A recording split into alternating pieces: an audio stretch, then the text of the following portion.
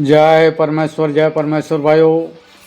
हिंदू मुसलमान अंग्रेज सभी देवता लोगों को जय परमेश्वर भाइयों। जय परमेश्वर भाइयों। साधनोपदास महाराज लिखी किताब जगत हित कहानी पेज नंबर 90 से पढ़ करके सुनाते। तो भाइयों, हिंदू मुसलमान अंग्रेज और सातों आठों विलायतों के राजा बादशाह व रैयत सबके आगे हाथ जोड़ करके अर्ज करते, यह किताब जगत हित कहानी एक बार जरूर पढ़े और पढ़ करके इंसाफ करे। तो भाइयों, यह किताब इंसाफ के वास्ते परमेश्वर के लेखे पढ़ करके सभी संसार के लोगों को सुनाते।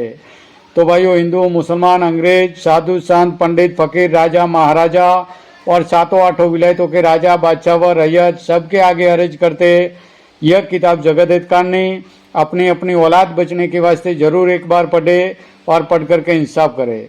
तो भाइयों, दुनिया में अमन चैन कायम हो जाए। तो भाइयों, यह किताब इंसाफ के वास्ते पढ़ करके परमेश्वर के लेखे सुनाते। जय परमेश्वर भाइयों। वो किताब मुफीद आम मौसूम ब जगत हित कहानी अज तस्नीफ साधनोपदास मूत वतन मुल्क मारवाड़। यह जगत हित कहानी जिसको श्री अनूपदास प्रिंटिंग प्रेस छावनी हरणपुरा में छाप के प्रसिद्ध किया। तारीख 17 अप्रैल सन 1909 जा वैशाखवती 12 संमत 1965। जय परमेश्वर भाइयों। Page number 90।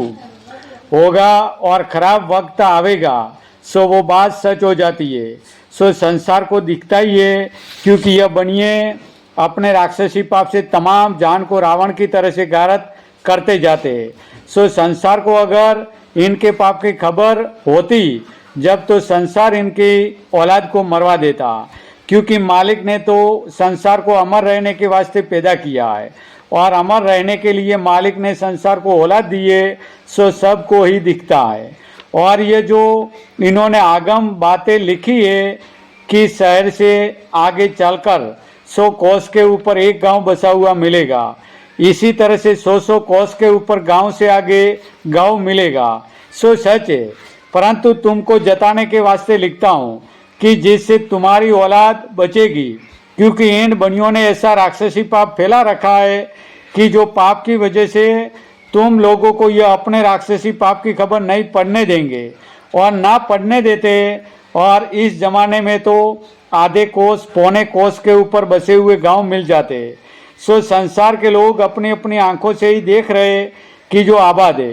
कुछ मेरे लिखने की भी जरूरत नहीं है, सिवाय इसके वेद की किताबों में भी लिखा है कि अनाज के दाने गिनती से बिकेंगे। सो यह बातें भजनों में गाते हैं। सो यह किताबें इन सौदागर लोगों की चलाई हुई है, जिसमें ऐसे ऐसे हालात तरह तरह के लिखे हुए।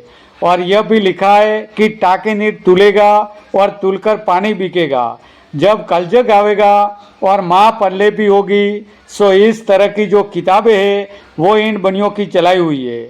सो उन किताबों में उन पर नाम इन बनियों ने हम हिंदू मुसलमानों के बुजुर्गों के लिख दिए कि जो हिंदू मुसलमान और अंग्रेजों में बुजुर्ग हो गुजरे। सो यह बनियों की जालसाजी और चालाकी की है। सो इसको तुम अपने दिल में और मेरे लिखने पर गौर फरमा के देखो कि जैसा जाल इन सौदागर महाजनान का रावण के तरीके से चल रहा है, परंतु इन सौदागर महाजनान ने तमाम जान के लोगों की अकल ऐसी खराब कर दी है कि जो बिल्कुल नहीं समझने देते। सो यह राक्षसी पाप का सबब है।